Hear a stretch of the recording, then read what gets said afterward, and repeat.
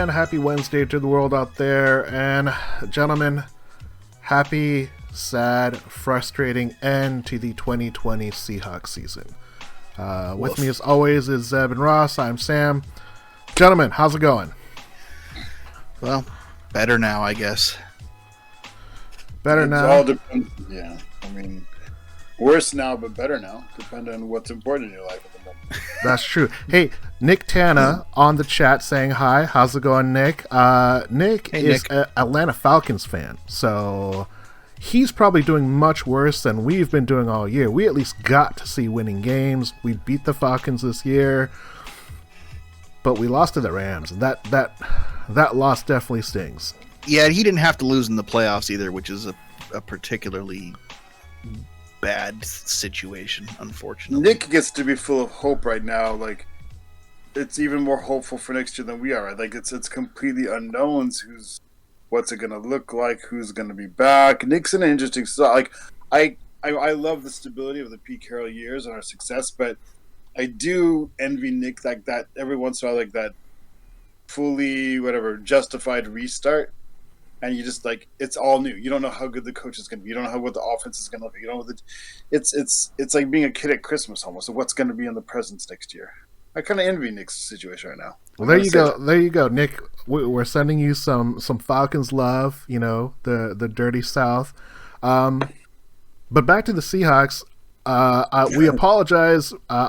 There was a wind rainstorm that knocked a lot of internet and power out in the area that I live, and that prevented us from being able to hold the podcast last week.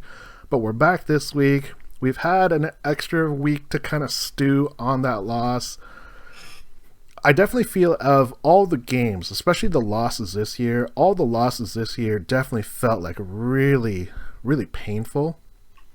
And this Rams loss, I felt was particularly bad. I don't know if that's because it was the playoffs or because it was the Rams or is the way that we looked, because we've lost in the playoffs, painfully, but that loss definitely felt different. I don't know if it's just because it's newer and it's fresher in my mind. Is that something you guys felt as well?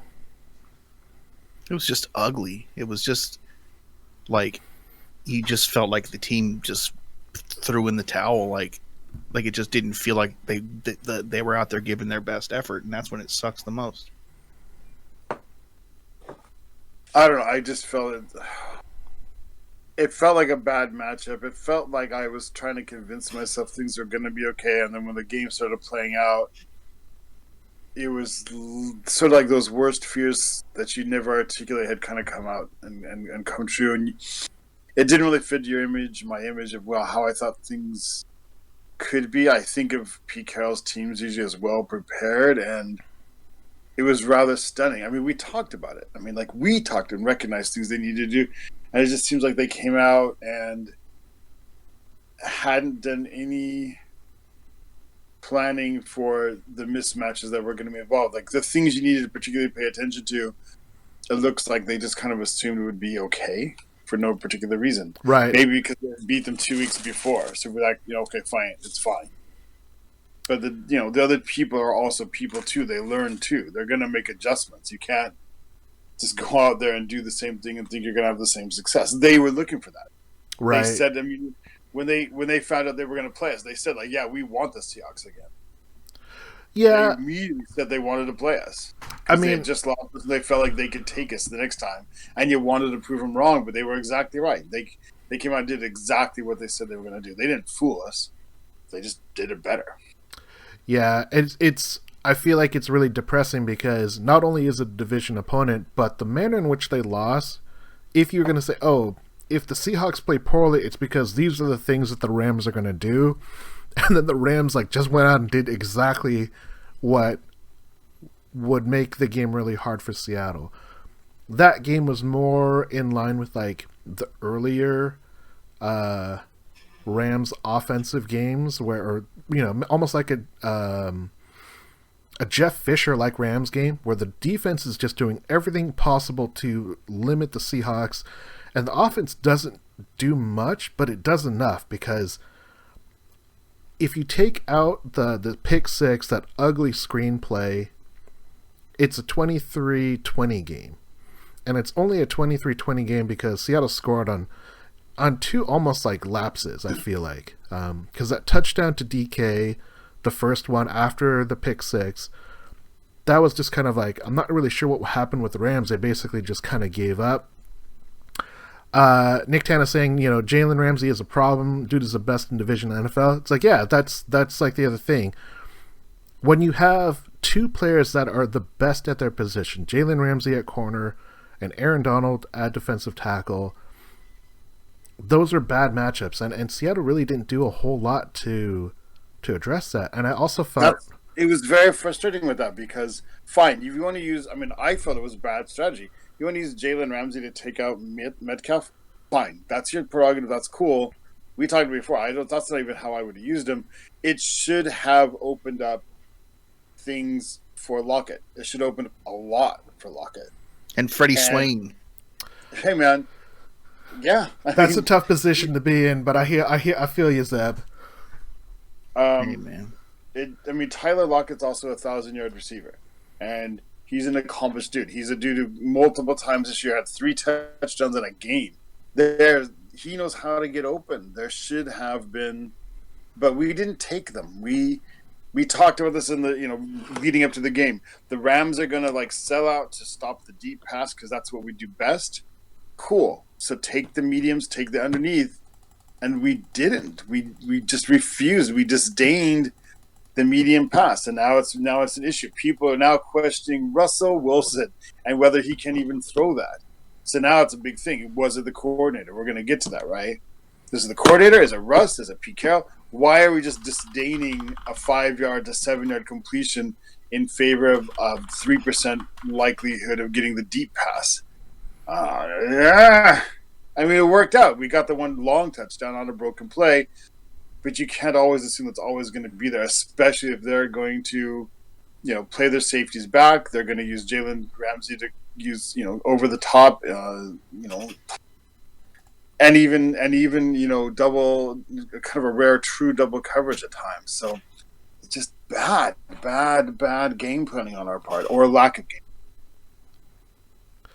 It's and the thing that I find interesting is, obviously we're coming back to a game that happened, over 10 days ago, but everyone's feelings are pretty much the same. I don't feel that there's been any drop in disappointment, which is maybe not a surprise the way that end, because in previous seasons it's kind of been clear what needs to be fixed. I'm a little bit unsure of what that is, and we'll talk about that a little bit later, but the 2020 season comes to an end against the rival LA Rams. Throughout the wildcard game, fans had to question the Seahawks' game plan going up against that Rams defense that it looks like it's built specifically to stop the Seattle offense. Those questions were paused after the game when Pete Carroll said that, we're not going to talk about any coaching changes or philosophy.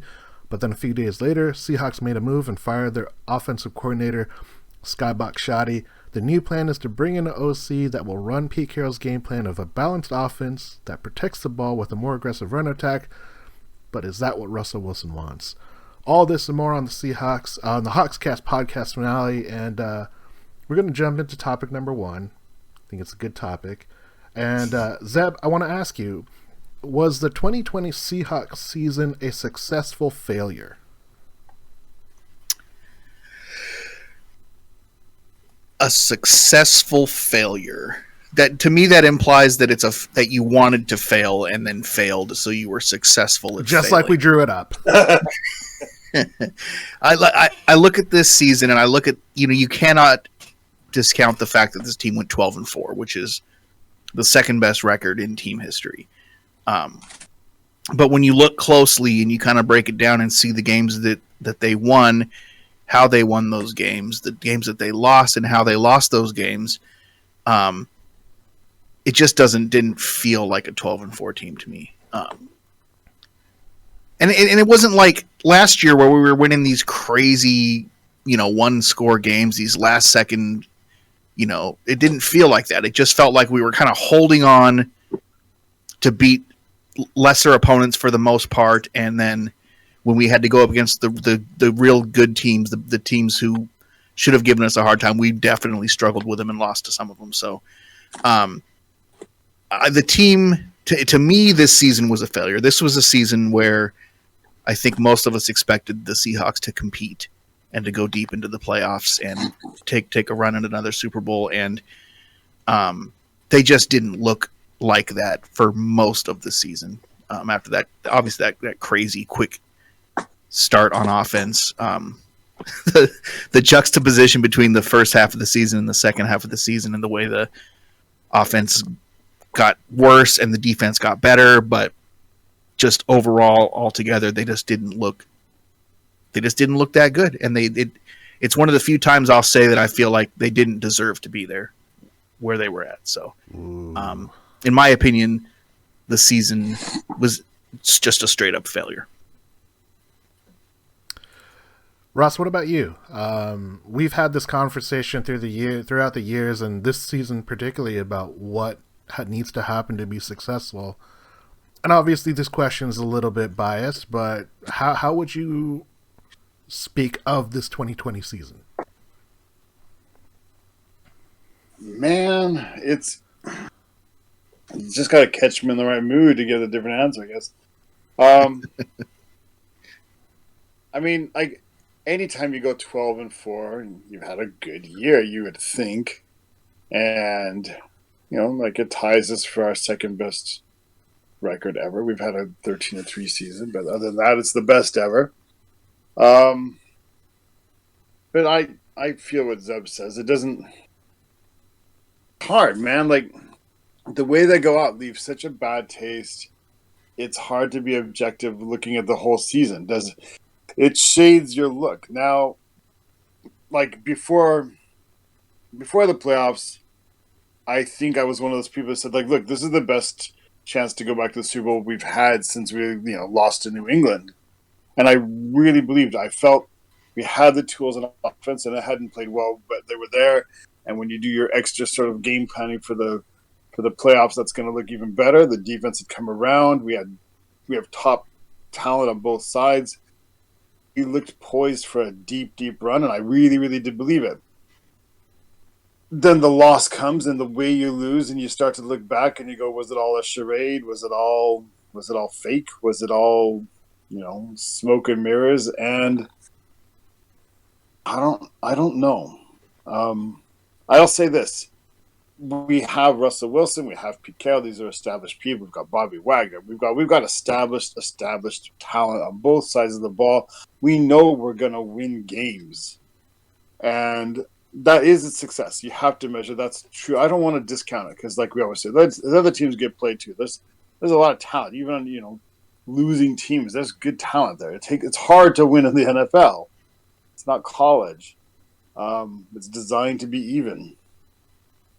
So I don't want to discount that completely, but I will say that as a fan, but also, like, I would hope even the people inside the organization are not satisfied at this point. Like, you're going to win a lot of games in the regular season.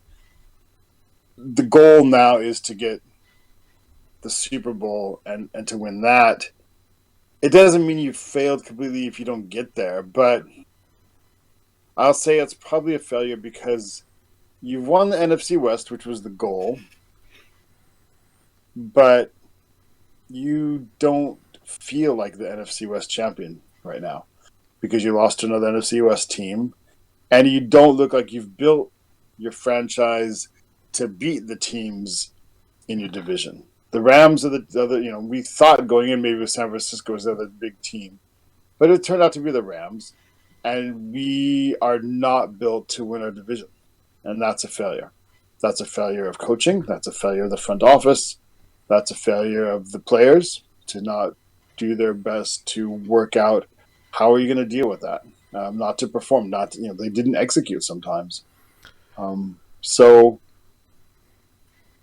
if I was kind of like leading Tell the Truth Monday, you have to say, look, we failed and it was a failure. Not a success failure. It was a failure. We didn't meet our goals. Right. If I'm leading a therapy session, I'm saying, you know what? You keep your self-esteem. You went out and did most of your job most of the season. There's lots to build on. There's lots to be proud of. There really is. Metcalf progressed. Even Russell Wilson showed progress. He can show that he can run a different kind of offense. So there are things that you can take away. You shouldn't be down on yourself. But if you really want to continue to grow, then you have to take the motivation of this purely as a failure. This season was a failure, and it's not acceptable. You can't be one and done with the talent and the coaching you have. It has to be more. It has to be. And if you can't do more, even though you may not be better at it next time, you're gonna start thinking about blowing up. If we go one and done next year or 0 and out next year, then actually I will join the chorus of saying, you know what, blow it up. Ooh. Ross got the pitchfork and torches ready to go. At the end, I will next year, because I will say, yes, Pete Carroll will always get us into the playoffs almost. Yeah, great. And I'll never be anti-Pete. I'll always respect that. But at some point, you have to say, okay, good. But now we're going to have to take the next step, and we have to take it. We have to. Russell Wilson's not a young man anymore. Right. We've got Metcalf. We've got Lockett. We've had 2 good drafts, and we've got a good situation with our cap. We're positioned well. So if you can't win in this situation, you can be one of those coaches that always gets to the playoffs. I don't want to be that team anymore. I want to be a team that goes for the championships. There's not going to be another Patriots ever again. There's not going to be a team that wins the Super Bowl half the time. But it's been a long time now since we got to the Super Bowl and they're hard to get to. I'm not one of those people who goes oh, Dan Marino, you should always get to the Super Bowl, blah, blah, blah. No. Aaron Rodgers, blah, blah, blah. It's hard to get there. But that's still how you're getting measured. It's a hard profession. It is a hard profession. But that's how you measure yourself now. If you're Russell Wilson and Pete Carroll, you measure it purely by Super Bowls, I think, at this point. If you're Russell Wilson and you say, I want to be judged as one of the best to ever play the game, and to do that means winning Super Bowls. So we know that is their desired goal. And the fact that we have not seen that happen since a 2014 season, it's definitely very frustrating. And it's interesting because we chatted after that game offline. We were texting back and forth. I broke it down to say, look, the season was a success, going 12-4, winning the division, getting that home game, that's huge, but it's severely tainted by the loss to the division rivals. The way that season started, and Nick Tana said this on the chat, Russ was looking MVP caliber for a bit, and DK Metcalf had a great start. I just felt the defense didn't impress him. I think that's the thing. If you just kind of surface watch the Seahawks, you saw this meteoric rise on the offense to start the year, 5-0, just lighting things up, especially if you're a fantasy player, and then all of a sudden it coming crashing down, and if you weren't paying attention, you didn't see how good the defense played. But that's not what's going to stick with people. If you had flipped it, and they had a strong defense to start the season, and they were 6-2, and then they finished the year with a red-hot offense, but they're still letting defenses score and, having a near-record defensive poor performance, people would be much more okay with that, I feel like, because the goal is always to score points in the league, and that's ultimately the biggest thing that hurt the Seahawks down the stretch. So I agree with both of what you guys said.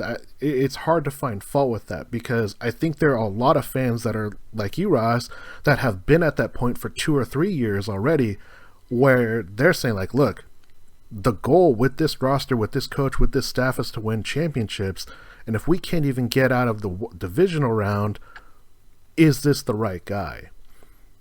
Those echoes are occurring more and more and more, and I feel as if people are becoming less patient because we haven't seen that huge success that we saw in year 3 and 4 and years 1 and 2 of Russell Wilson, Pete Carroll, respectively. So it's definitely reaching a boiling point that I don't think I've ever felt before. The number of people that are saying everyone needs to calm down, we're still okay, I feel like that has become less and less vocal, especially after this particular game, going into this off season.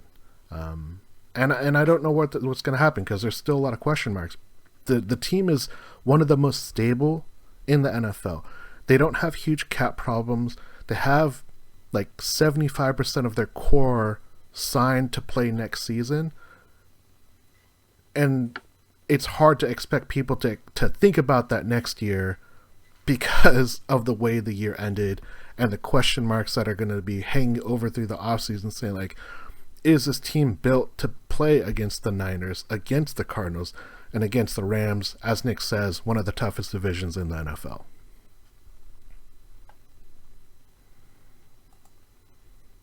I don't like to be negative, and when it comes to the Seahawks, I'm typically think positively about what could happen. I think positively about what happened.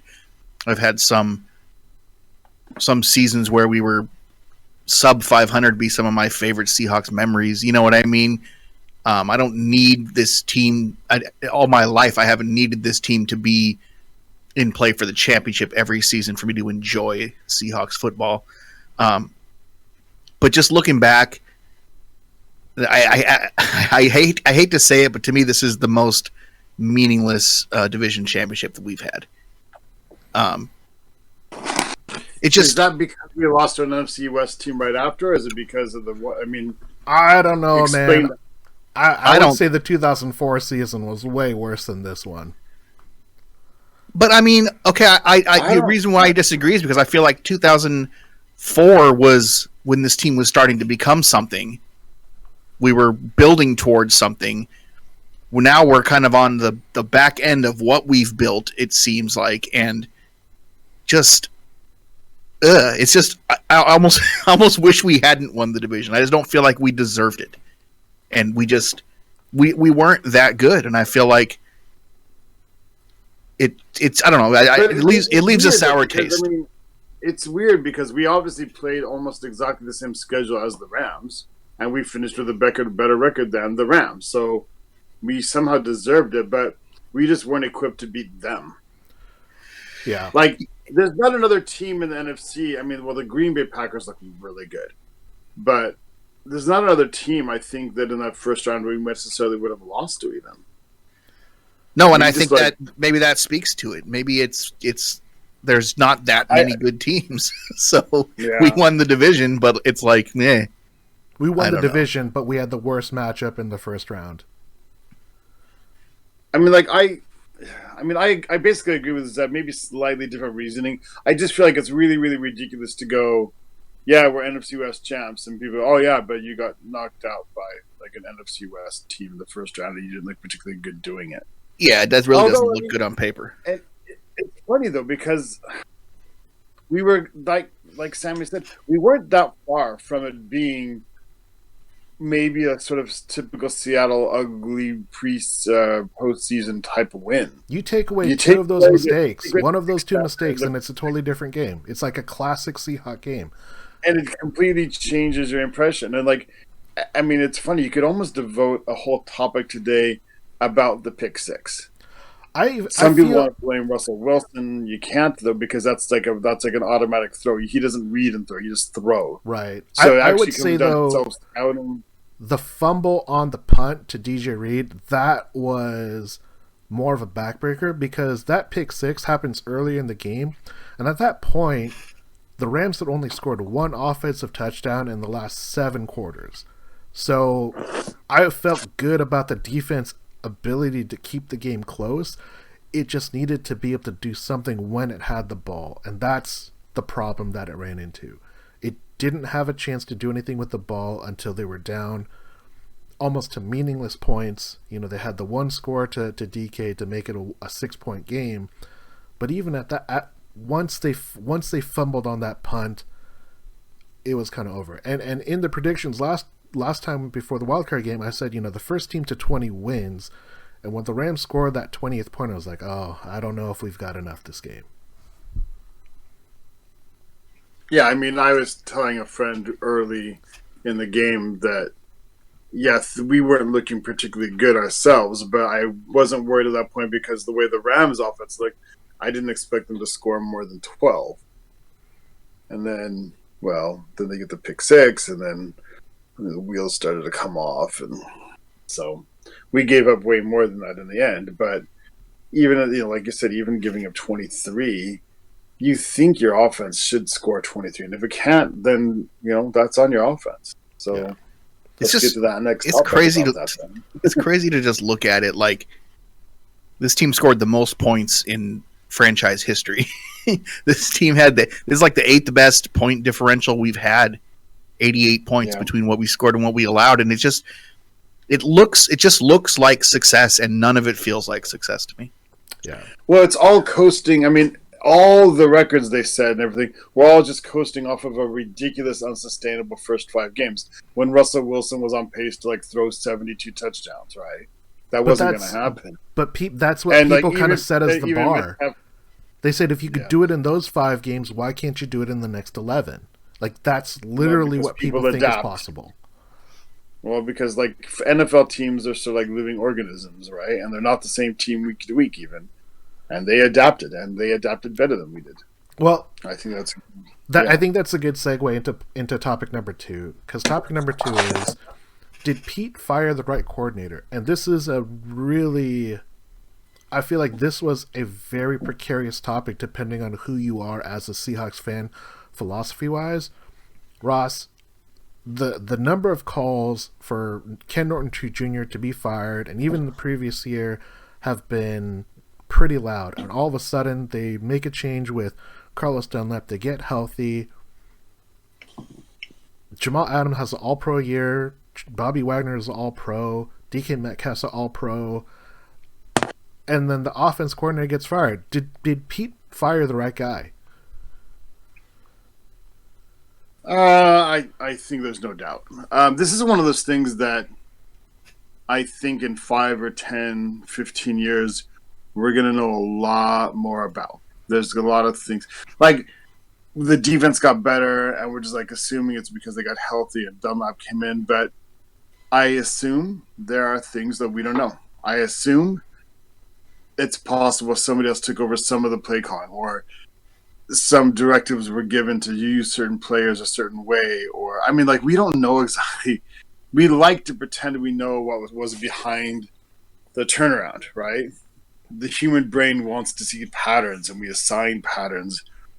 But we need to recognize that in NFL, especially now, we don't get the full picture. We don't know what happens in the teachers or trainers meetings. We don't see what's in the coaching meetings or player meetings, position group meetings. We don't, coaches meetings. We don't hear or see or any of that. And especially not bad, but true with Seattle. What Pete Carroll says to the media has nothing to do with reality. It frustrates some people to no end because they think he's lying or they think he's whatever, and I guess it is sort of a lie, but it's just because he doesn't feel any obligation to reveal team secrets or, inner secrets to us. We don't know what happened when the defense turned around. Yeah, Dunlap came in, but I feel like there was more to it that we don't know, but we're going to find out eventually. The offensive side, even worse. We don't know exactly what happened there. I've got my own little pet theory that I can't prove, but whatever. I just feel like Brian Schottenheimer was kind of taking his best shot at getting a head coaching gig. He was going to be like the guru who took Seattle's conservative offense and just turned it into a power machine with Russell Wilson, going to be the person who got the most out of Russell Wilson, and he was going to turn that into the head coaching job in Philadelphia or wherever, New York, like his dad was, right? And so that clouded, because there's some weird stuff going on, arguing with Pete Carroll during games, which is weird for Pete Carroll. Usually he has expressed his vision. So he's expressed his vision during the week, and Brian still not doing it during the game. And so we're using timeouts and getting called for delay game on 4th and 1 because Pete Carroll feels compelled to overturn or just further discuss what Brian is calling because he's out there convinced to make himself look like a genius or something, man. But couldn't adapt, couldn't whatever. So yeah, to me, the right guy was fired. To answer the question, the right guy was fired because one person made progress. Whether we don't know the whole story, but one side of the ball made progress to the point that it was like a 5. If you just look at the second half of the season, they were like a top 5 unit or something, maybe top 4. 3. One unit of the team stagnated, couldn't overcome stagnation, couldn't game plan. I mean, like the Rams, for example, a really, really good team, but it's also quite clear what they're good at. And you need to be able to dictate to them, not them dictate to you. You should be making them respond, not us respond to them. You lost initiative. Why aren't you game planning like stuff like, not like responding to them? Why aren't you doing like, running 10 straight running plays right out of Aaron Donald just to make him tired? Why aren't you running more running back and tight end screens that will have to slow down their rush? Like, they have to respond. They have to respect that now. Why aren't you taking advantage of the fact that Aaron Donald was out 2 series, and in your 6 plays, you don't attack that missing gap? Maybe it's because the Rams' defensive line is still good without him, but still, it's... I mean, they've got depth. They got Floyd, but like when Floyd was out, it didn't make a difference. Aaron Donald, like you said, was out, didn't make a difference. Fine, their quality's better, but there are things you can do to account for it. It's hard. It's a challenge, but are you up to the challenge? You beat them 2 weeks ago. Austin Slater chiming in on the chat saying, Veta, I'm your biggest fan right now. So there's definitely a lot of people that feel that way. Zeb, what about you? Do you think that the Seahawks fired the right coordinator? I hope so. I think what one thing that Veta said that really rings true for me is that if you look at the season, one unit got better, one unit got worse, and I think that makes a huge difference. But I also think it's pretty clear that there's creative differences, personality differences, a lot going on there between Pete and Russ and Schotty. And if you kind of look at it, in a sense, Pete and Russell are married, and so Schotty's the odd man out in that situation, right? I don't know that makes it the right decision, but I think it makes it kind of the obvious one. Can I ask a question? Yes, certainly. It's related to that. So I think there's some certain assumption of that there's a slight, well, I mean, you can assign the degree of tension now, even between Pete Carroll and Russ. Pete Carroll said that, look, you got to be able to run the ball because it opens up the deep pass, and that's what we do well. You got to make the defense adjust what they're doing so it opens up the long pass. And he said pointedly, and Russ knows that, and Russ understands that. Yeah. So Russell Wilson will be okay with, for example, a coordinator that comes in with a certain type of running emphasis, assuming that also opens up his deep plays, his long passes, right? Right. And I, to some degree, agree with that. I don't think Russell Wilson's just chasing numbers. I think he's chasing victories. I don't think Russell Wilson wants passing yards championships. I think he wants Super Bowl championships. I think that's his character type.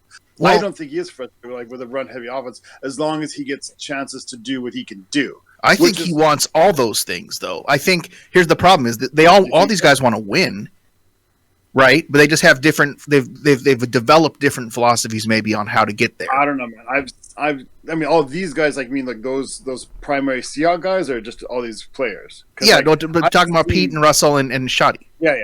Okay, I agree with that. I thought you were talking about players because I've seen players who get to their mid-career who just want to be paid now. Right. But obviously Russell is a competitor to the core. He does want to win. He wants to be the best, but I think that means both things. Do you think he cares about the stats then? I do. Think? Yeah, I think so. You think he wants like a 5,000-yard season? I think Russell is thinking legacy to a certain degree. I'm not in this guy's head, and I'm not in these conversations between these people. This is the feeling. The feeling that I get is that that Russell and Pete's philosophies have kind of grown apart a little bit. And I feel like almost maybe, like, I could be completely wrong, but I almost feel like maybe Russ and Schotty were kind of on each other's team in this scenario, and I don't think Pete liked that at all. But Pete's not going to... I think you were right when it came to last off-season, early in the season. But I do think that... I guess that's the difference. It's just, it's funny because, we're all, like we said, we're just guessing. We get 10% of the story. Yeah. I just feel like I know that last off-season, I think that there was a bit of almost a conspiracy. The wide receivers, the quarterback room, and Schottenheimer saying, we're gonna do it this way. Right. And Pete's not going to stop us because it's going to look awesome. Right. And it could go either way. Right. But I think what happened was that I think that defenses adjusted, and we didn't. And I think Russell Wilson recognizes that. I think Russell Wilson went hey Brian, you know what? So they're doing this. So, and he kind of trusted his coordinator to come up with new plays and new things and new game plans that we're still going to let him throw that deep ball. Because I do agree with that. He wants to throw that deep ball. But yeah, of course. I mean, that's obvious. You can't. I mean, that's obvious. So I think by the end of the season, I think it's very possible that Russell Wilson had kind of come back into Pete Carroll's camp a little bit more of a believer going. I hope you're absolutely. Schottenheimer couldn't get it done. I hope you're absolutely right, because that's going to put us in the best position going forward. Because there's also Pete can't fire Russell, but he can fire Schottenheimer. So he didn't have to make a choice. There's a reason to fire. It's funny because go ahead. I'm not saying there is, but you have to admit that he can't. If there's something has to change, that's the change that has to be made. I mean, we've talked about this contract before, and I'd love to revisit that contract conversation now. I don't think you have a choice, though. I mean, we've talked about that contract, and at the quarterback level, you don't have a choice. I mean, look at the situation the Eagles are in with Carson Wentz. Real quick, Austin chiming in saying Zeb is on fire. Curious on our take who we want for the OC. We haven't discussed that yet. We're going to get to that in the predictions. I always agree with Zeb, so take this with a grain of salt, says Austin. But Zeb is right. He dropped way too many. I want to be the best ever comments. Russ saying, best ever has to have some degree of stats. So Austin saying there has to be some kind of motivation that Russ just said, you know what? Not only am I going to get that MVP vote, I'm going to get those MVP stats, and we're going to do it because Schotty and I are somewhat scheming together, and I've been working with all our wide receivers last season. We're going to get it this year. That's totally there, but does nobody agree with me? Do you don't think that Russell Wilson by the end of the season saw Schottenheimer's limits? I think if you were Russell Wilson and you rewatched the tape and you don't take advantage of his athletic ability, and you don't roll out, you don't move the offensive line, you don't move him from a target in the middle where Aaron Donald, all those guys are just coming at him nonstop, I think that's a failure. And I think Russell Wilson's a smart enough guy to realize, you know what, I'm actually a pretty good guy out of the pocket. I can move the ball, I can hit a guy on the run. Don't let me just be a sitting target. He's a great pocket passer, but we don't have a great offensive line, especially when it's against the Rams. So, well, again, that was the thing. Why weren't there just sprint outs? There should have been designated sprint outs. You just take the snap and you run to the left, and then you set up, and then you're only playing with half the field, but you're playing with half of the field. You get to choose. I think that's the point. And to me, when everyone was really, really afraid, Pete Carroll says he's not ready to talk about firing Brian Schottenheimer after that terrible offensive game. Oh no, we're screwed. We're going to be stuck with him for another year. It's no. Everything that Pete is saying is exactly what he said right before Darrell Bevell got fired. He's not running a game plan that's going to let us win. He's not taking advantage. He's not adapting to what we need to do to win a game. And it was the same concept. And what it always comes down to is Pete's philosophy is you don't have to run the ball 50 times a game, but you have to run the ball to open up some things. The West Coast offense under Mike Holmgren was, we're going to take the 5 and 7 yard passes, and that's going to open up the running games. Oh, wait, we have this amazing offensive line and this MVP running back. Well, I guess we're going to let the running back just push the line up, and it's going to open the passing game for my quarterback. There is value to the running game that has been lost.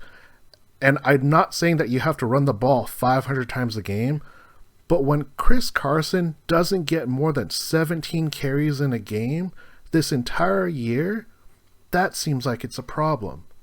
When you have a great offensive rushing attack and you choose never to use it, I feel like that's a problem. So I think they made the right decision. The question will be what is the next offensive coordinator? And is it a yes man that's just running Pete's system? Or is it someone who says, you know what, Pete, I believe in your philosophy. I believe in how we win these games, but here's how we tweak it. This is how we take advantage of 2,000-yard receivers, 100 reception guy, 2 guys that can get 10 touchdowns. That's the question and the goal that I want them to address with the next offensive coordinator. Yeah, I mean, there's also the fact that I don't know. I mean, we were running the ball well in the game that we lost. We didn't do it much, and that really hurt. And it also goes back to that conspiracy with Schottenheimer and Wilson going to go like, we're going to surprise Pete and we're going to throw the ball and it's going to be so awesome. But here's the thing: you didn't tell John Schneider. John Schneider's out there hiring. He's playing money ball with the offensive line. He's hiring guys. There's a premium of passing in the league. So if you could pass block really, really well, you're making 10 to 14 million. If you're just a run blocker, you're 2 million. Yeah. So we spend 2 million to get a bunch of run blockers, but then you try to run your passing offense off of the run blockers. And guess what? Aaron Donald and Floyd get through every single time. And that's the thing that I feel like you can't only go like Metcalf is great and Tyler Lockett's great and Russell Wilson's great, but there's a certain way to use them. And that's like the other thing.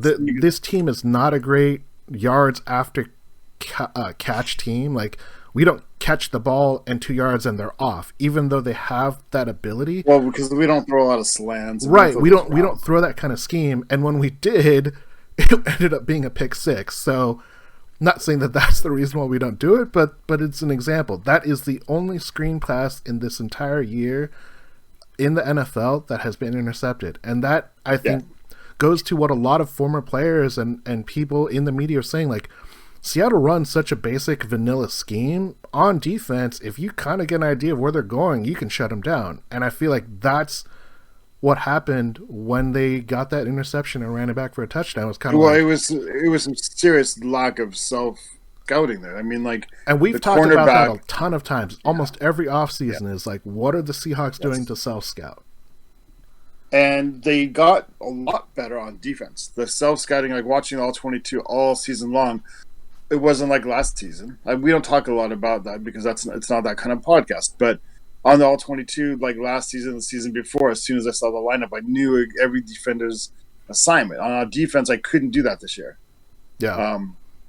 But on offense, I mean, I'm not as much of an offensive dude, to be honest. But on offense, you can you can see the formation, and not just the formation, but who's where. And you can do it. I mean, even as a casual viewer, you can get a pretty good idea of what the play is. And that's not great. I mean, Tony's a bigger football guy now than when we were kids, but Tony's not like a serious student of the game. He's like a casual fan of the game. But Tony called the pick six. Yeah. Like Tony did. So that ain't great. Yeah. Well, we gotta move ahead. We don't want to make this a 3-hour long series, so we're gonna move ahead to top number 3. So top number 3, the Hawkscast corner. It's the last time we talked to AP. Get it all out. We focused on the NFC West, and Zeb, the question I want to ask: which team looks to make the biggest leap in the 2021 NFC West? Niners are gonna get healthy. All the coaches are coming back. The biggest question mark is who's going to be the quarterback for the Rams. I don't think that's going to be a question for the Niners, but who's going to make the biggest leap, you feel like? I hate this, but I think it has to be the 49ers. And it is, especially if they are able to get their hands on a QB. I think they severely underachieved this season. Injuries were huge for them. And they kept fighting. You know what I mean? Like they didn't quit, but it was just too much at a certain point. If they can get healthy and stay healthy and find somebody if they're able to get their hands on somebody like Watson or something like that, I think they're going to be super dangerous. Oh, I would hate that. I would hate that so much. Yeah, me too. Let's hope that doesn't happen, but. I would hate it, like, as far as our record, but how fun would that twice a year watching Watson? I would love to see Russell Wilson and Deshaun Watson play twice a year. I mean, that Houston Texans game, that his first year was so amazing. It was great. From that aspect, if we can stay good or get better, then I'm all for it. But if we're gonna be a mediocre team and have to play against that, no, thank you. Man, you're a negative nilly or whatever the term is today, man. I You need taking my job? man, I need to see something, bro. This left a sour taste in my mouth. I guess you need to watch like 1984's highlight film. 12 that was a 12-4 record that felt even more like smoke and mirrors. Right. 12-4 without a running back, like literally no running back. Go watch that, man. Feel better.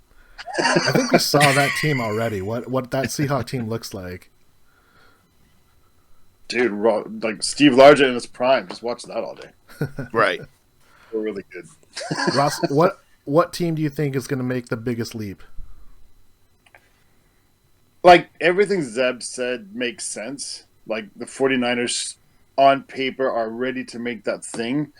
I just feel that their coach and their management are smart guys and good guys I didn't want to be. Like, when they hired John Lynch, I was like, oh, you're hiring me, dude. Suckers. But it worked out. He's actually good. But I just feel like they're missing that certain, like, spark, that the intangibles. I just don't think that there's always something that slightly holds them back from quite reaching their potential. The je ne sais quoi. Yeah. Yeah, exactly. Educated French people over there. No, I really do feel like there's just something that's not quite right. It's not going to click right. And I just think that this year it was injuries. I just feel like there's something every year is just going to slightly hold them back. They invest. I can't remember Garoppolo's contract. Are they married to that dude next year? I think he's got one more guaranteed year, but then they're off the hook after that. So they're married to him for the short term, I believe. Okay. Because they extended him when they got him. Right. And this is year 3. Is this contract? Because I'm trying to remember. I even remember reading headlines about it, but I can't remember if it was like Garoppolo will have to be back for another year, or is it one of those Garoppolo may have played his last game as a 49er kind of deals? No, I don't think he is. I don't think he's expendable this season. I think he has to wait one more year. I don't think Garoppolo's a championship quarterback.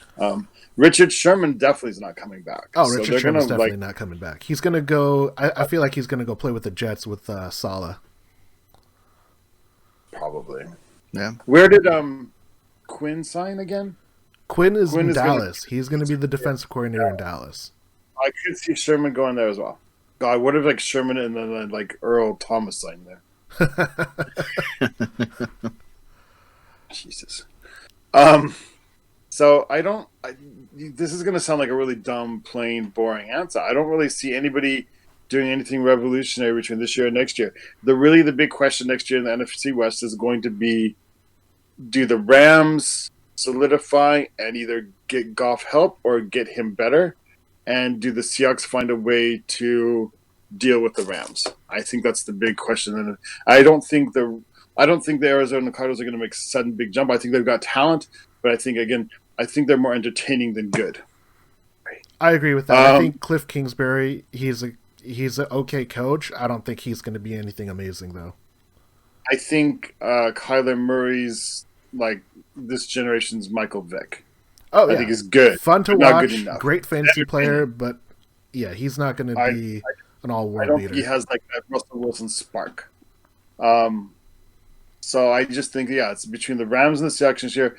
It's going to be a chess match all off season. It's going to be really entertaining. Do we revamp our offensive line, or do we get an offensive coordinator who's like knows how to deal with that kind of deficiencies? Do they improve their offense in a way to make it more efficient? Because they have certain tools there, weapons there. So I think it's just between us two. I don't think there's going to be any revolutionary jumps. I just see it as a chess game, and who's going to come out on top. It's going to be really interesting. Yeah, I looked it up. They can totally get rid of Garoppolo this offseason if they want to. Yeah, absolutely. Okay, that makes it interesting. And they will, because I think they're smart. I don't know, man. I feel like their coach is a bit, and I think their GM is a bit in love with them still. And like that's like their first major decision. Like that was John Lynch's baby, right? And so people, I think, we'll see if they have the Belichick ability to turn off their emotions, or are they going to be guided by that? We'll see. That's interesting. That would be another interesting thing to follow. So I just took a quick look at what the projected 2021 salary cap is. Seattle's kind of in the middle. It says they have about 4, but it's not actually going to be 4. San Francisco has a little bit more. They're at 12.7. The Cardinals have 9.5. The LA Rams. This is based upon 175? This is based upon salaries for 2021. So this is before you cut whenever guys. you're giving that like space that's left, you're saying in millions. Yeah. So this is millions. Rams are negative 27 million in the hole. So they're going to have to make huge cuts. But we talked about this when they signed all those guys to extensions. When they signed guys we knew that this was going to happen. So I think by that logic, there's a lot of guys, especially older players, that they're going to have to get rid of because they can't sustain that roster. I do think that the Niners have the biggest chance to make a leap because the biggest issue was not coaching or ability. It was the fact that they just got battered up with injuries. And their injuries were probably one of the worst in the NFL, and they still won 7 games. Or 6 games, whatever it was. So that's pretty impressive. What Seattle needs to do is it's going to come down to what is that offensive philosophy, and it kind of leads us into topic number 4. So we're just going to jump into topic number 4. And Ross, I want to know, what player are you extending? What player are you re-signing? What player are you going to cut? And what player are you letting walk away in free agency? I mean, the free... There's a lot of challenges this year. There's not going to be OTAs. There's not going to be a combine. There's not going to be this, that, and the other thing. It's going to be just as bad, if not worse, than this past offseason as far as that.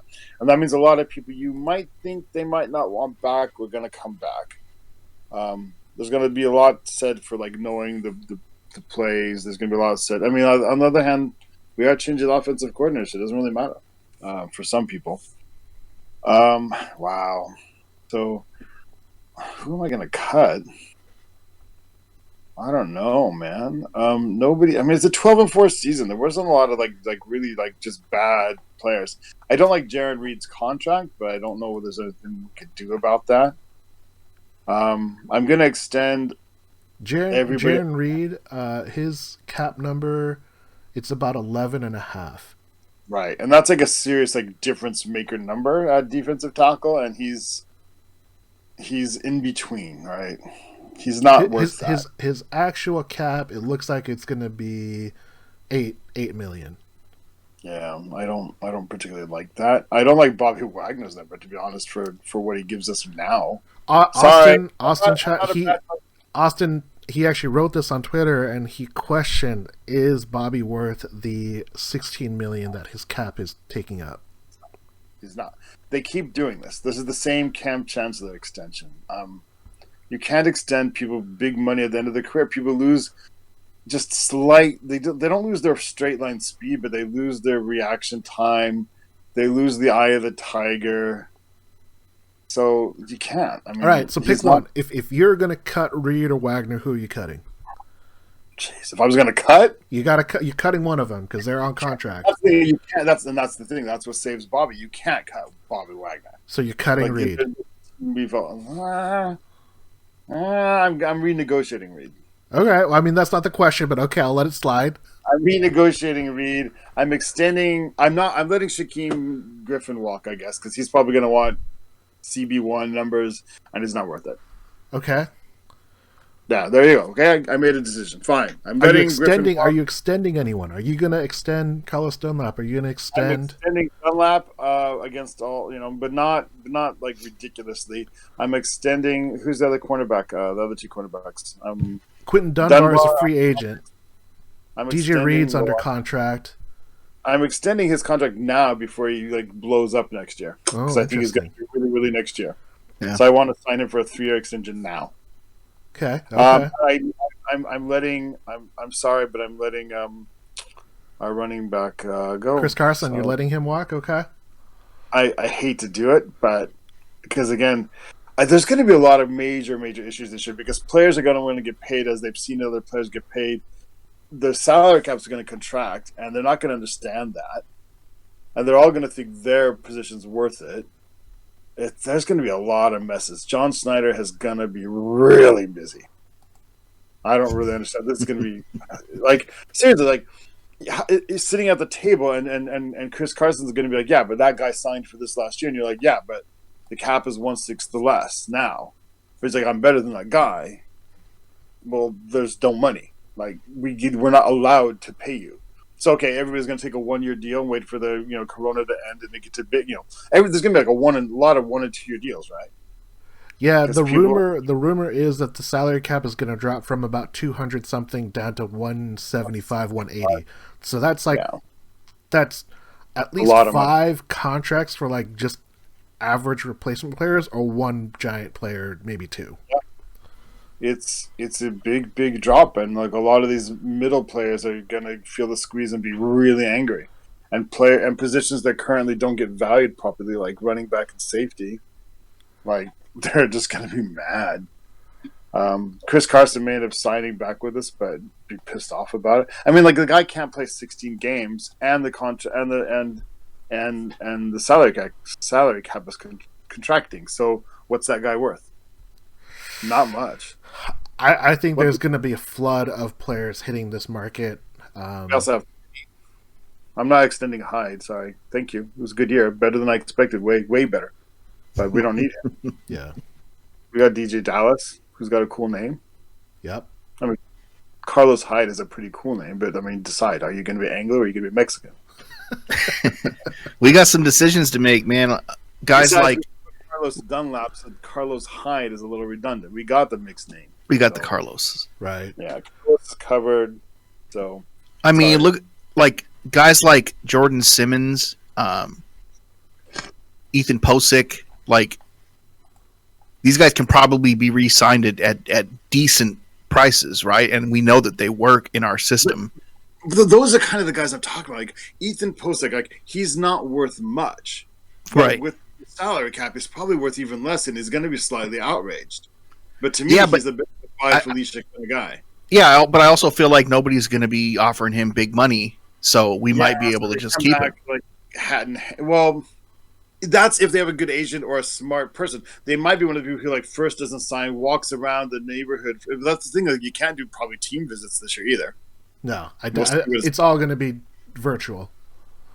Yeah. So the dude, like, so he takes his hat in his hand. He walks around the league and finds out nobody wants a guy who's a 1-year starter. Was supposed to be a guard, but maybe he's a center. But I heard he could be a tackle. I don't know, and he was sort of okay. But look at that playoff game against Aaron Donald. Yeah, it's a buy Felicia kind of deal, man. Puna Ford is restricted. He's restricted, so he's guaranteed to come back. And Brian Monet is an exclusive rights, right? And so you got to bring both those guys back, obviously. Fan favorite Ryan Neal is also an exclusive rights free agent, so he's not going anywhere. Good. What do you do with Griffin? That's the big one, okay? You let Griffin walk. I think you got to let Shaquille walk, unless he's going to come back and approve it 1 or 2 year deal. He's a restricted free agent, and he doesn't want to stay with us. Can you extend Shaquem and use that as emotional leverage on his twin brother? No, seriously. I know it's a dick move. I don't know about all that. It's a dick move, but I wouldn't be like against it because, like, well, we got to keep him. For 1 year. I don't know, man. I think he'll take a twin discount. What about KJ?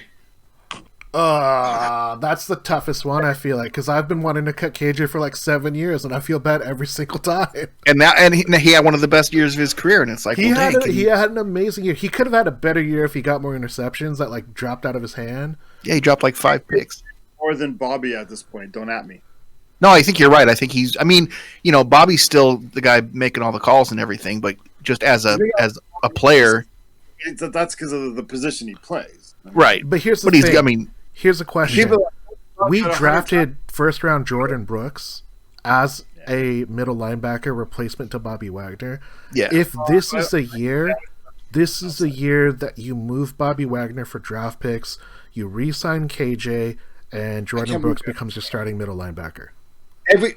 Dude, fuck you, man. Every time I say that, about a fan favorite, you guys attack me and attack me. Like, no, we tell you all the time. It's a head versus heart move. My head says you do it. My heart says no. We talked about this all the time. We talked about can't chance, and I was like, you can't extend the dude because if that guy ever gets an MRI, they're going to find 10 things wrong with him and he'll have to retire. And you guys, no, we got to extend it. And then he gets I stand by head versus heart. So you're never wrong. I never disagreed with you. I just said my heart wouldn't allow me to do it. You can't trade Bobby Wagner because nobody's going to pick up a $60 million contract this year. No. So you can't trade him anyway. So untradeable contract. Way to go, guys. Here's the question. I think that we have all kind of talked about, and Austin actually. He tweeted this and texted this in the chat. Posick was near the bottom of the league for centers. We talked about him getting blown up. What they have to do is, and this is going to come into play with the offensive coordinator they get, they're most likely going to do the same thing. They're going to get road grade blockers who are great at run blocking, but are going to suck at pass block, and they're going to make that what it is because it's just economically more viable for the team. They can't moneyball way to build, man. They can't spend $8 million across their offensive line. It's just not feasible. But they have to find a way to improve that interior with the left guard and the center. Ethan Posick, Upati, that was not a great combo. It was just really inconsistent. The fact that they kept rotating Upati and Simmons in, it made me feel as if they didn't trust either of them to do it. Okay, here's the thing. Really, what they really want to do or need to do, in my opinion, this year is to draft like a first-round center. But the problem is we don't have a first round. Yeah, we got no draft picks. So we got 4 draft picks, I believe. And we need to do that not just for like the playing level, but also for the salary cap reason. Because like Sammy just said, like they can't spend $8 million per position because 8 times 5, that's 40. Russell's 35, that's 75 million. 175 million salary cap, and 75 would be between your offensive line and like Russell Wilson. So you have 100 million left for every other position on the team. Like I want Postic back as my backup just because he can do every position, and I think he could even long snap. But I don't want him starting. But I don't know how to get a starting level center now. Second round? We might cut Bobby. Who's tradable? Nobody. Penny? Who's tradable? No one. Yeah. Because Reed. everyone's Tyler Lockett. too old or their contract's too big. Tyler Lockett's tradable. And to kind of go on a tangent, this is what makes the NFL so good as a sport, like collectively. Teams, GMs, coaches have to make these decisions for the future of their franchise. They can't just like continue to pay outrageous salaries to players and just keep them on the team. These are sacrifices that have to be made, and fans get brutalized by these kind of moves. But that's also why the NFL is also so competitive and such a good sport. It's hard to keep the family together. Yep. Sammy, what's that app you sent, that game you sent out? Oh, yeah. What's it called? It's like, it was the GM football game. If you're interested in a game that will help you gain you probably understand it, but like, just like a real experience with it, get the, what's it called? Football GM app. You can make. You don't get to play it's not a simulator for the actual games. It handles most of that, but you're literally the GM, and you will gain. It really does give you the insights of the reality of building a team. The biggest takeaway I think from that is that team building. If you have no loyalty to any of your players, you can like get a new roster every 2.5 years. But that's not how the NFL really works. Because you play that game different than I do. because the thing is, and this is something that I think most fans know, but we haven't had to worry about it since 2012. It's really hard to find a quarterback. You know, you think about all the teams that have been trying to find a quarterback for years and years and years, and all the picks and resources they put into them. Like, we joke that Deshaun Watson's going to come to San Francisco, but literally, what would that cost a team to acquire someone like Deshaun Watson? 3 first-round picks seems not enough. A little cheaper, though. It's a unique situation that time because he's really pissed off at the owner, the manager, everybody. I mean, if you want to talk about awful franchises, the Texans are like one of the top ones, I feel. Well, yeah, I mean, like they've put people in position of power. I have no idea. We're not football people. Yeah. So, yeah. All right. Well, let's get into the predictions because we're going to have a big prediction that we're all going to talk about, and that's with the offensive coordinator. But the first prediction is let's talk about who's going to represent in the Super Bowl. Ross, we're going to hit you off first with your prediction. Who do you think is going to represent the NFC, AFC, and who ends up winning it all? Good question. Chiefs versus Green Bay. Really old school. That's like Super Bowl 3 or something, right? I think that's Super Bowl 2 because Super Bowl 3 was the Colts and I think it was the Jets. Yeah, you're right. So yeah, Super Bowl 2. Yeah, I think Chiefs and Packers. We're gonna go old school, and I think, man, I have an irrational dislike of Mahomes. That was the Ice Bowl. It was. I don't really like. Man, I don't like either team, but I dislike Mahomes more, which is really weird because there's no reason to dislike that dude, but I don't like him. Sorry. And it's not just about that. I just feel like Green Bay is a really, really well-balanced team. So I'm going with Green Bay versus the Chiefs, and Green Bay pulls it out. Fair enough. Zeb, who you got for your Super Bowl and who's winning it? Yeah, I mean, I think we're going to see the Chiefs and the Packers, although I will be definitely rooting for the Bills over the Chiefs. Yes. It'd be nice. I would have loved to have seen, like, just the Bills, and I don't remember in the NFC who was any good. Maybe that could have had a shot at the Bears or something. I thought the Saints were going to. I thought the Saints had a shot. Yeah, nah. It's probably going to be them, and I'll be rooting for the NFC in the Super Bowl to a point. I mean, I don't really care. I want to see a good game, obviously, but I don't hate Rodgers like everybody else does. So, I don't have a problem with him winning. It doesn't bother me. You just like his commercials that kind of turned you around. Yeah, it was. Do you like Aaron Rodgers commercials or Cleveland Browns dude? Baker Mayfield. Commercials do you like better? I don't like either their commercials Really? that much. Yeah, I don't know. I love those "Stadium is my home" like whatever commercials. The fact that Baker Mayfield has more wins now and his team just throttled the Steelers, by default, he gets my pick for better commercial.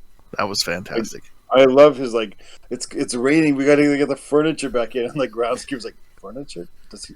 I miss the Peyton Manning commercials. That's what I miss. Hey, do you guys know that the average starting quarterback age of the AFC this last weekend was 24 and a half? Yeah. The average age of the NFC was 37 years old. Yeah, Jared Goff was the oldest man playing in the NFC conference last weekend. Youngest, Pretty right? sad. Youngest. Youngest. Yeah, youngest, sorry. Everyone else Yeah. is super old. Like what? I'm rooting for the Bills. I think that it would be great for the Bills to exercise their 4 Super Bowl consecutive losses. I do think that it's going to be the Packers and the Chiefs, and I think that the Chiefs are going to pull it out. I just hope they're good games, really.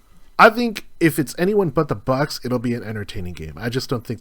I think the Bucks obviously score a lot because they've got Arians as their coach, but And the refs on their side. yeah, but I don't want to see Tom Brady in a mercenary Uniform. Super Bowl win. I mean, whatever. That's to that guy. But the last prediction for the season, and this is the most important one. What's our future offensive corner going to look like? Are we going to see a former head coach, a current offensive coordinator, a position coach, a college coach? The current tracker, according to NBC Northwest Sports by Joe Fan, is Kirby Wilson, a current he's a running back coach. He used to be with Carroll at some point. Anthony Lynn, the former head coach of the Chargers. Shane Steincheck, which is the offensive coordinator for the Chargers before he got fired. Pep Hamilton, which is the quarterback coach for the Chargers. Doug Peterson apparently is in the mix, but he said he might take the year off. Adam Gase's name for some reason got pulled out. He's the former coach of the Dolphins and the Jets. Mike Kafka, he's a quarterback coach for the Chiefs. Apparently, he's pulled his name out of the hat. And then there's a couple internal candidates that are being talked about. Austin Davis, former quarterback. I forget what role he is on the Seahawks. And then Dave Canales, he is the current quarterback coach for the Seahawks. So it's quite a mix. There's not a lot of college people in the talks right now. They're mostly NFL guys. But who do you think is going to be taking over, and what do you think they need to be able to bring to help Seattle? Zeb. Wow, that's a lot. That's a lot more than just a prediction. I'm trying to help you out. I don't want you to just be like, yeah, a guy. I just want a guy. Well, I'm leaning for all the names that I've seen. I'm leaning towards Pep Hamilton or Anthony Lynn. I think that down in LA/San Diego, I don't think offense was ever the real problem down there. I think those guys are both qualified, and I would be happy with either of them. But I have a feeling we're going to get some. I feel like this. A lot of people don't want this job at this point, and I think we're going to have to end up with a position coach, something like that. Somebody that, maybe even somebody that hasn't. What? Why do you think people don't want the job? That's interesting. Because I think that what's going on between Pete and Russell might be a real thing. And I don't know that people are excited to get into the middle of that. I don't know, man. Like, if I got a chance to be the offensive coordinator and you're going to hand me, like, Metcalf, Lockett, Wilson, like, I'd be like, okay, this is my chance to make myself look good. No? Or put yourself into a really tough position. So, I don't know. Russell Wilson, like, signed on purpose. He knew who Pete Carroll was. That's why I always objected to people thinking, like, Russell Wilson's got, like, this thing with Pete Carroll and he wants to, like, fly it out. Like, he signed with us. He could have walked.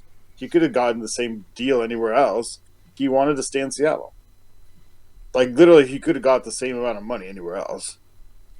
Right. I mean, that it's comfortable. It's everything's known. There's plenty of reasons to stick around, and it's not like I don't think it's like this terrible rift. I just think it's a slight difference in philosophy, a growing apart of philosophies. I think it's salvageable, but I think that this is something. I think that this is something that potential OCs are taking into consideration.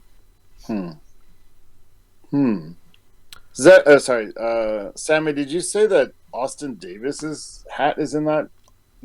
Joe Fan's just saying an internal candidate possibly, because Dave Canales has already gotten offers to be offensive coordinators in the college game. I believe Vanderbilt is where he's offered, but apparently he's rescinded his interest in that. And it could be that, like, if you bring in someone internally, there's more likely that they're going to run exactly what you want to do. That's why we see, guys like Ken Norton Jr. come back, because he's been a position coach with Seattle. He got a chance to be a defensive coordinator with the Raiders, and then he got to do the same role with Seattle because he's going to run Pete's system. He's like the youngest quarterbacks coach in the NFL, apparently.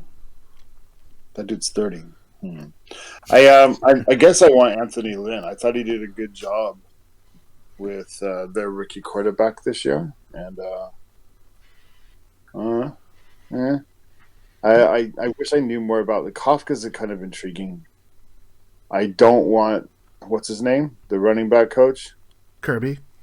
Oh, please no. I don't think he has any experience calling plays. I do. I believe he does not. Which is, I think, pretty important. I would donate a certain percentage of my paycheck, if I had a paycheck, to let Russell Wilson call his own plays. That would be very interesting. I would be like the dude. It's not ideal. That's why some teams nobody does it anymore. But at the same time, like, you sacrifice certain things, but for like having you'd still have the headset. You can still get input, right? But like, he's got the feel of the game, and he knows what he's most comfortable with, and he can see it's out there. And he's enough of a person that keeps his ego out of it most of the time, I would go throwback and let Russell Wilson call his own plays and have a good offensive coordinator who gets him. I just question if his ability to read the defense is as good as it needs to be. I think he has himself down. I think he's going to have to see a serious sports psychologist. I'm not even joking. This offseason, I think the Giants game no doubt messed him up in that reference. We've talked about that before. I'm utterly convinced that he started doubting himself after the Giants game. The Giants, we don't have an amazing defense, but what they do is they disguise coverage really well. And he was very, very confused by that game. And then the rest of the season is where he started just hesitating. He did not trust what he saw anymore. I think he reads the defenses fairly well. It's not his ultimate best point, but he's above average at it, I think. And I do know that even if he's not reading well, he does know he has a good feel for what's working, and he works best when he gets to work at the tempo he wants to work at, when he knows when he wants to play hurry up and when he knows when he wants to slow down. So, man, I would totally give that dude the keys. That's just me. All right, I've made my executive decision. I want Anthony Lynn. I just pulled it up on Google, and this is what I found. Wikipedia says, and this is all facts because it's on the wiki, it's online, can't be refuted. That's true. Must be true. He was a running back, so that is a thing. He has 2 Super Bowl championships when he played with the Broncos. He started as a running back coach before he became an assistant head coach and the offensive coordinator for the Bills. If you look at his record in LA, he's 33-31. And, he obviously had a bad year in 2019 when they went 5-11 and 7-9 last year. But I feel if we were able to get a coach that was a former head coach to be our offensive coordinator, I feel like that would be a huge plus. It would be a huge upgrade in regards to opportunity, and maybe finding someone that shares in Pete's philosophy and then understand how that would reflect into play calling and the player personnel. I think that Anthony Lynn's my guy out of everyone else that I've not looked up yet.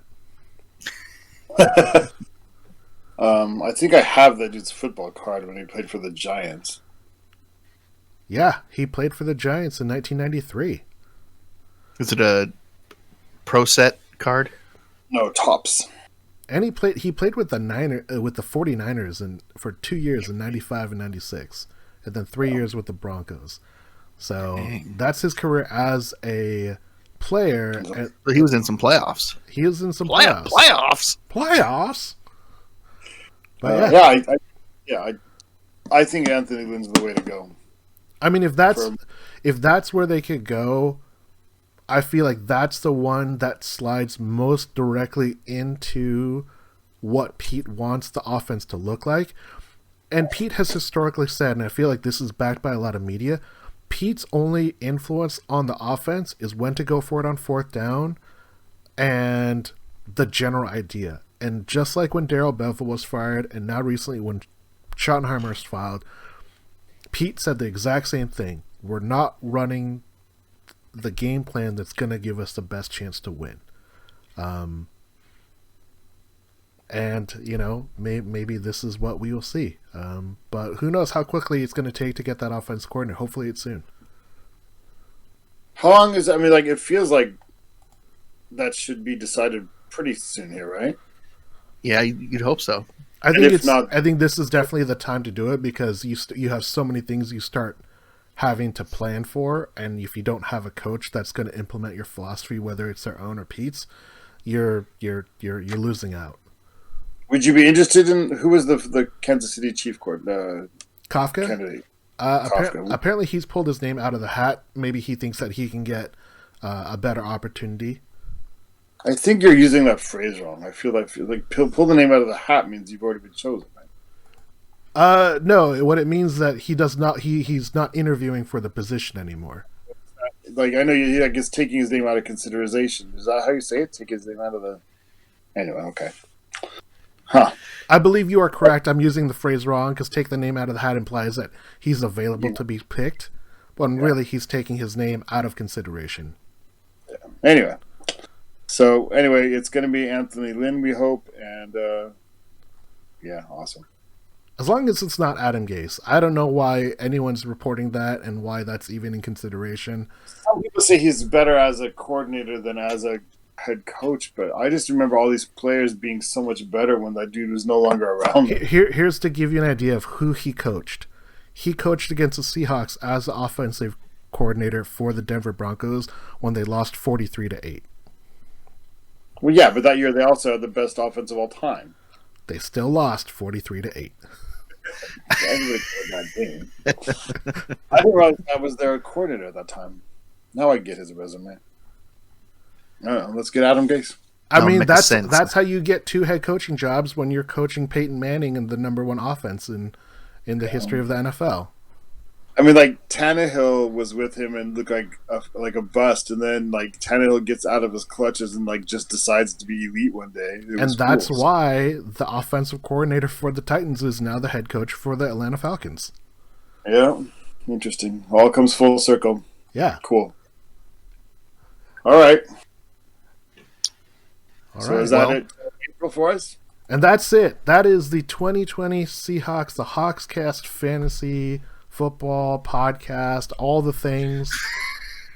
It's been an emotional roller coaster. And we are going to be back. We're going to be getting geared up once the off-season's underway. We'll be here around the draft. We got a lot to talk about. Obviously, we need more football in order for it to happen. But we will be back. Check us out. First, gentlemen, time for some shout-outs. Shout out to Biden. Well done. And, the president. Yeah, good job with that, man. Yeah. Shout out to Donald Trump. Fuck off.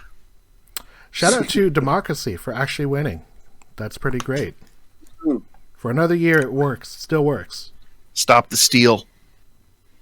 I mean, when the Seahawks have a win, that's the only thing I'm going to tweet from now on. Stop the count. Stop the Like count. whenever they're leading, yeah, exactly. Yeah. Stop it right now.